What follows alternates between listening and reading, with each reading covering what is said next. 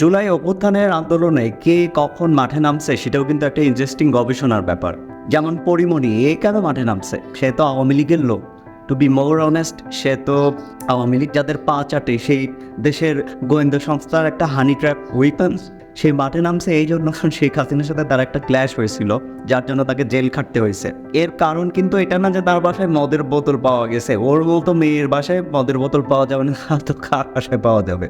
মূল সমস্যা হলো ও পুতুলের সব সংসার ভাঙছে। পুতুল আর ওই শান্তি কমিটির ব্যাটার পোলা, ওর যে একটা সংসার ছিল, ওই লোকটা একটু নারী লিপসু টাইপের, প্রায় ফুর্তি করতো। তো পরিমণি ওর সাথে গেছিল ফুর্তি করতে। এর সোর্স কিন্তু বনি আমিন, এবং বনি আমিনরা যথেষ্ট প্রবীণ এবং প্রজ্ঞাবান, অনেক ভেতরের খবর রাখেন। এবং এসে পরিমণি অবশ্য যদিও ভাবিনি যে এটা পতনতি গড়াবে, বাট যখন তারা দেখছে যে একটা ছাত্রদের এইরকম একটা তুমুল আন্দোলন, এর আগে সড়ক আন্দোলন হয়েছে বা কিছু, সে একটা পপুলার হওয়ার একটা সুযোগ হিসেবে নিছে। আবদুল্লাহ আবু সাঈদও তাই। এরা অবশ্যই মনে প্রাণে চায় না, বরং এরাই তো ফ্যাসিস্ট। এই ইনফ্রাস্ট্রাকচারকে এরাই দাঁড় করাইছে আর কি।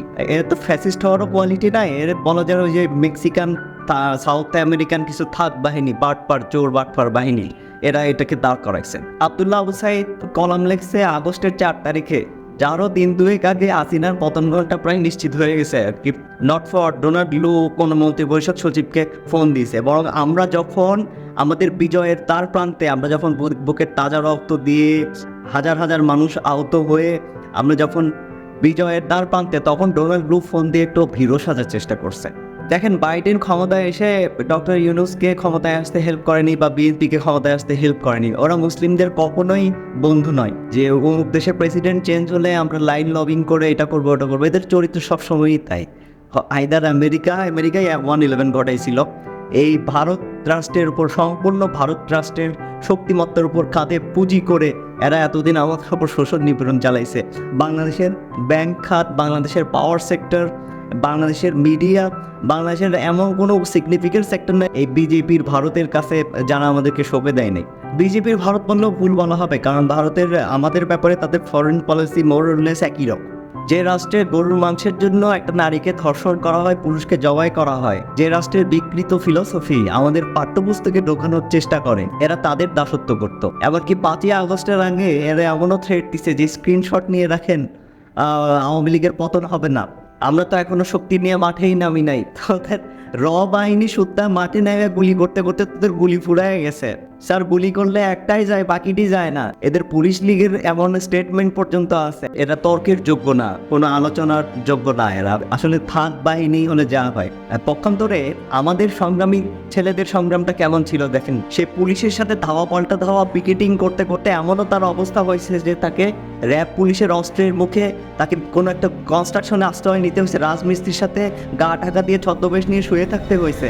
এমন প্রত্যেকটা দিনই তারা এই অপেক্ষায় বসে থাকতো যে ঢাকায় তাদের যে বন্ধুরা আছে, হয়তো আজ সন্ধ্যা বা আজ রাতেই খবর পাবো, আজ সকালেই খবর পাবো আমার বন্ধুটা আর নাই। প্রতিদিন তার জানাজার জন্য আমরা মেন্টালি প্রিপেয়ার থাকতাম। এইরকম একটা বিস্ফোরণ, তাকে এরা বিভিন্ন পরাশক্তির চামচামি করে পা চেটে পরাস্ত করার স্বপ্ন দেখে। এরা কিভাবে লুট করতো? এরা কেবলমাত্র ব্যাংক খাত থেকে $17 বিলিয়ন লুট করছে। এদেরকে ঘৃণা করার জন্য এবং বর্জন করার জন্য এই একটা কারণেই যথেষ্ট। তা অর্থনীতির যে এই অবস্থা হবে সেটা তো 2020 সাল থেকে আমাদের ইন্টেলেকচুয়ালরা পড়ে আসতেছিল। যখন অনেকদিন পর বাংলাদেশের মানুষের সরকার বাংলাদেশের ক্ষমতায় আসলো, তখন কি হলো? তখনও তারা পলিটিক্যাল ফ্ল্যাট দেওয়ার চেষ্টা করলো ইন্ডিয়া থেকে। নানান রকম অরাজকতা, হিন্দু লীগ সেজে, ডাকাত লীগ সেজে, আফসোস লীগ সেজে তারা নানান রকম অপতৎপরতা, ক্যাবিনেটে অসহযোগিতা করে এখনও করেই যাচ্ছে। আসলে মিডিয়াতে যেটা হয় যে কাহিনী এক, ঘটনা দেখায় আরেক। এই যে লতিফ সিদ্দিকী ছিল আওয়ামী লীগের প্রেসিডিয়াম সদস্য, মন্ত্রী ছিল, একে কি জন্য বের করে দিয়েছে? মিডিয়াতে খবর করাইছে যে ও ধর্ম অবমাননা করছে জন্য নিউ ইয়র্কের একটা অনুষ্ঠান, এই কারণে তাদেরকে বরখাস্ত করা হলো, মন্ত্রী থেকে বাদ দেওয়া হলো। আর তার আসল অপরাধ ছিল সে জয়ের বিরুদ্ধে কথা বলছে। জয় যে এই মাত্রাতিরিক্ত পরিমাণ একটা স্যালারি পায়, এমনিতে তো চাঁদাবাজি করে বিভিন্ন রকম মিডিয়া, বিভিন্ন রকম সেক্টর থেকে লক্ষ লক্ষ হাজার হাজার ডলার এরা চাঁদাবাজি করে অঘোষিতভাবে। মোরওভার এই যে মোটা অঙ্কের একটা পায়, এটা নিয়ে সে প্রশ্ন তুলছিল। এটাই ছিল লতিফ সিদ্দিকীর মেইন দোষ, বঙ্গবীর কাদের সিদ্দিকীর বড় ভাই। তো এই মিথ্যাচার, এই নোংরামি, এই যে বিভিন্ন রকম হিন্দু সেজে আমাদের উপর আক্রমণ করা, আসলে বিপদে মুশরিকরা মুশরিকদের সাথে যোগ হবে, এটাই স্বাভাবিক। আমাদেরও পাপ হয়, আমাদেরও ভুল হয়, কিন্তু আমরা অ্যাটলিস্ট অমানুষ না, আমরা অ্যাটলিস্ট কোনো বাস্টার্ড পলিটিক্স করি না। আল্লাহর কাছে ফিরে গিয়ে এটা বলতে পারবো, আমরা যতদিন ন্যায়ের পক্ষে থাকি ততদিন নিজেকে ক্ষমতাবানই মনে করি, ক্ষমতাই তোই মনে করি। দেখবেন যতবারই এরা ক্ষমতায় আসছে ততবারই এই বাকস্বাধীনতা হরল, গণতন্ত্রহীনতা, মানে গুম খুন আর লুটপাট এদের জেনেটিক চরিত্র। এই যে বলেন বেগম জিয়া গাড়িতে পতাকা উঠায় দিছে জন্য এদের সাথে সব করা যায়। স্বাধীনতা বিরোধী ইস্যুকে যেভাবে প্রথম আলো, ডেইলি স্টার আর এই পুরো ফাঁক বাহিনী মিলে যেভাবে চাউল করছে জনগণকে, যেটা খাওয়ানোর চেষ্টা করছে, এটা কিন্তু পুরা ফেক। কারণ 1971-72 এই যে ক্ষমতায় আসার পরে ওরাও এই একই কাজগুলোই করছিল। তখন তো কি কোনো বিএনপির চ্যাপ্টারই ছিল না। সমাজে অ্যাকোমোডেটেড হতে হলে এদেরকে মানুষ হতে হবে। এরা মনে করে যে আমাদের এম এ আরাফাতের মতো কিছু তো সো কল্ড ইন্টেলেকচুয়াল এবং মন্ত্রী আছে, ইংলিশ মারে, ও মুক্ত বুদ্ধিজীবীর রেফারেন্স দেয়, আমাদের ছাত্র নেতারা ইংলিশে বক্তৃতা দেয়, ফুল পাখি কবিতার মুখস্থ, কি সুন্দর সাহিত্য মণ্ডিত কথাবার্তা ভাষণ পারে। আমাদের যুবলীগের নেতারা কেউ কেউ আবার পিএইচডি করে। আমাদের কুত্তা পুলিশ লীগ, খুনের রাজা যারা, তারা আবার পিএইচডি করালো, ঢাকা ইউনিভার্সিটিতে এসে আবার ক্লাস নেয়। তো এই টোকাইলিক যে জিনিসটা বোঝে না যে মানুষের মোরাল গ্রাউন্ড থাকাটাই হচ্ছে মুখ্য। আপনি ইংলিশ মারছেন না পিএইচডি করছেন, বেটা তোদের পিএইচডির কোনো ভ্যালু আছে বেটা? তোর সমাজ সোসাইটিতে কী অবদান আছে? তোর মোরালিটি ঠিক নাই, তুই টাকা লুটপাট করে জনগণের আমানতের টাকা লুটপাট করিস। অন্য তো ওই যে সেক্টর থেকে যে ওই পর্দার দাম 37,000 টাকা, বালিশের দাম 38,000 টাকা, এই টাইপের সমস্যা তো আছেই। বিভিন্ন মিডিয়া সেক্টর থেকে চাঁদাবাজি তো আছেই। তো যেটা হয়েছে এরা নিতান্ত অশিক্ষিত বাটপার ছোট লোকের দল বলেই এইসব ইংলিশ মারানি, এইসব সোকল্ড পিএইচডি করাকরিকে বিশাল কিছু বলে মনে করে এবং আমাদেরকে মনে করাইতে চায়। এমনকি এই ভয়ানক লুটপাটের পরে যখন তারা মানে শেষ ক্ষমতা ধরে রাখতে যখন গণহত্যা আশ্রয় নিল, এই গণহত্যাকেও তারা ডিনাই করতে শুরু করছে। 7 ইঞ্চি দূর থেকে একটা ছেলেকে খুবই ইন্টেনশনালি গুলি করে মুখ বিকৃত করে দিছে। এই গাইবান্ধার লাশ লক্ষ্মীপুরে গিয়ে হচ্ছে যে মাটি চাপা দিছে, সো দ্যাট আমরা হচ্ছে লাশের খোঁজখবর না পাই। আরেক যারা পুলিশ নিয়ে কী করতে পুরো একটা ভ্যানে তুলে লাশ পুড়ে দিছে, দেওয়ার চেষ্টা করছে। এরকম অসংখ্য গণকবরছে। গণতদন্ত কমিশন এখনও করে নাই এই অন্তর্বর্তী সরকার। এটা নিয়ে জুরাসিক এই ফরেন্সিক এভিডেন্স নষ্ট হয়ে যাচ্ছে। এখন পর্যন্ত এই ভেতরে থাকা কিছু অথর্ব উপদেষ্টারা এখন পর্যন্ত এটা হচ্ছে আমলে নাই। So here comes the question যে অব হিউম্যানিটি, যে এরা আদৌ এদেরকে মানুষের দল বলা যায় কিনা। আবু সাইদ শিবির করছে কি, বিশ্বজিৎ শিবির করছিল, একটা ছেলে শিবির করছে না ছাত্রলীগ করছে, এটা তো ম্যাটার না। দেখার বিষয় হলো যে সে ন্যায্য কথা বলছে, সে ন্যায্য পজিশন নিছে কি নাই। শিবিরের আন্দোলন এই জন্য নয় কারণ আমাদের এই ভূখণ্ডের মানুষ আরও আগে থেকেই বৈষম্যের বিরুদ্ধেই ফাইট করতেছে। আমাদের বৈষম্য বিরোধী আন্দোলনের পুরোদা ব্যক্তিত্ব অগ্রনায়ক শেরে বাংলাও কিন্তু এই জমিদারি প্রথা বা চিরস্থায়ী বন্দোবস্তের বিরুদ্ধে ফাইট করে হচ্ছে আমাদেরকে একটা মোটা কম্পারেটিভলি একটা স্বাধীন বন্ডে পেতে হেল্প করছিল। ইভেন নিম্নবর্ণের হিন্দুরাও সেই পাকিস্তান আন্দোলনকে সমর্থন করছিল।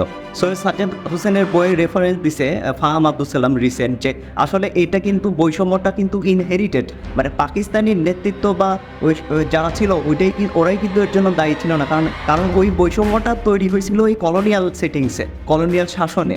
ফলে তারা ওটাকে জাস্ট ইনহেরিট করছিল এবং ক্রমান্বয়ে যদিও তারা ট্রিকল ডাউন ইকোনমির মাধ্যমে এটাকে ধীরে ধীরে মিনিমাইজ করার চেষ্টা করছে, কিন্তু পারে নাই। কিন্তু পাকিস্তান রাষ্ট্র টিকে নেয় মূলত তাদের কালচারাল সেন্সের কারণে। এই রবীন্দ্রনাথকে নিয়ে এলার্জি এই ওই এবং তার কাউন্টার হিসেবে তারা কোনো ভালো কোনো কালচারাল হচ্ছে এস্টাবলিশমেন্ট গড়ে তুলতে পারেনি। বড়বার সবচেয়ে যেটা বড় কারণ গণহত্যা। এই গণহত্যা না হলে যে পাকিস্তান ভাঙতো না, এটা এই চীনাপন্থী বাম, এই ফরাদ মাচার থেকে শুরু করে এরকম অনেক মানুষের কাছে এটা আমি শুনছি। আর গণহত্যা এত জঘন্য যে পাকিস্তানের সিন্ধু, ইমরান খান বা এই রকম অসংখ্য স্বৈরাচার বিরোধী তো পাকিস্তানিরাও ছিল, তারাও এটাকে মনে প্রাণে ঘৃণা করে, আমরা যেমনটা ঘৃণা করি এবং এর বিরুদ্ধে আমরা যেভাবে ফাইট দিছিলাম।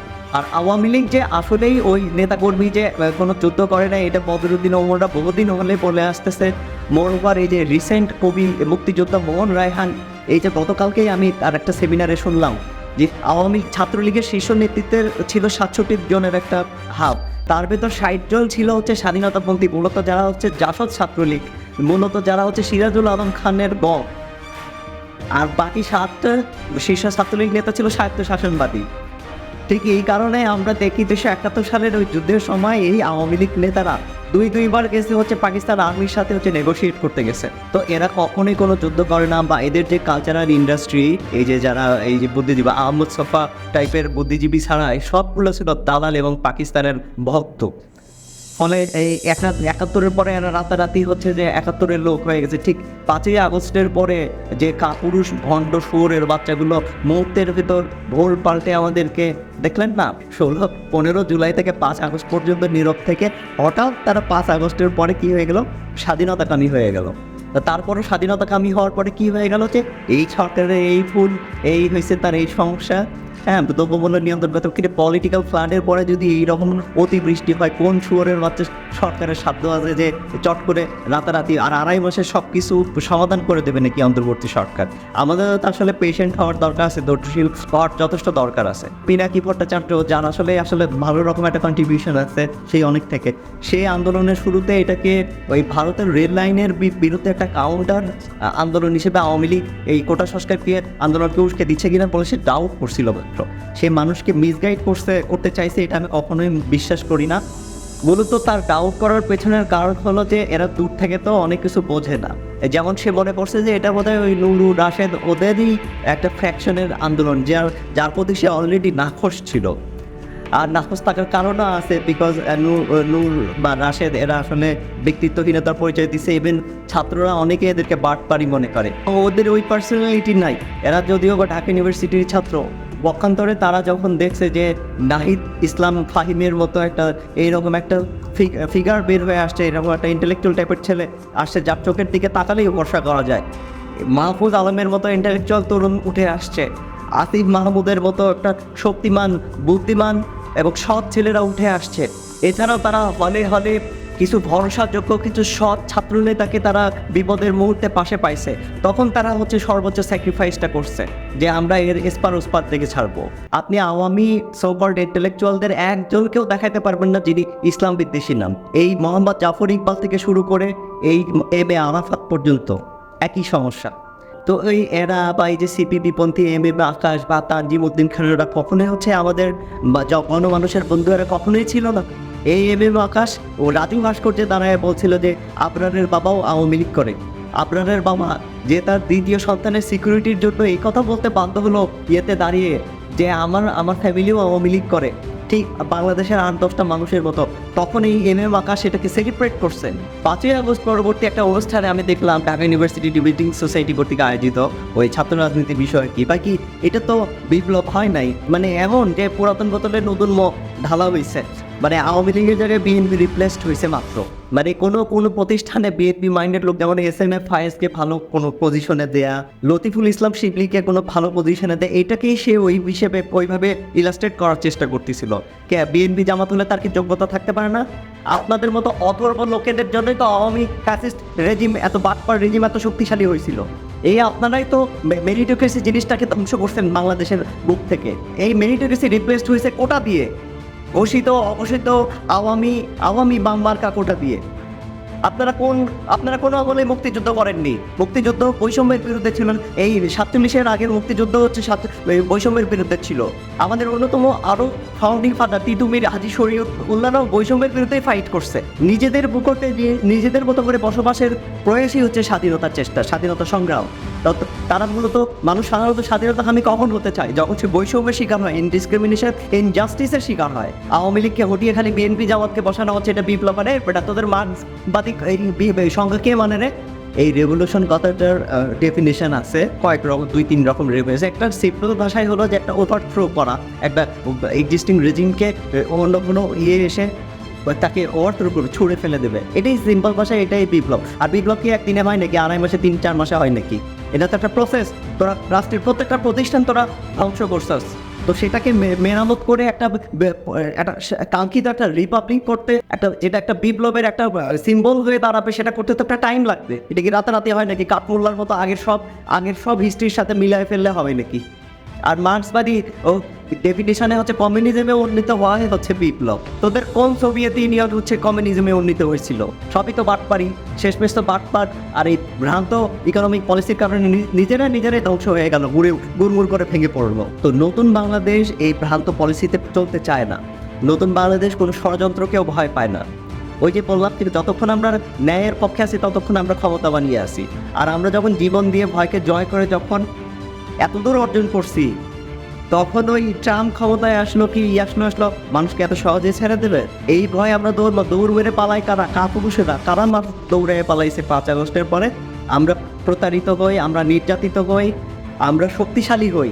আমাদের ব্যর্থতাই আমাদেরকে শক্তিশালী করে এবং আমরা একটা এনার্জির মতো, মহাবিশ্ব সৃষ্টির ওই এনার্জির মতো আমরা অ্যাকুমিলেটেড হই এবং আমরা বিস্ফোরিত হই, গণবিস্ফোরণ হয়ে দাঁড়ায়।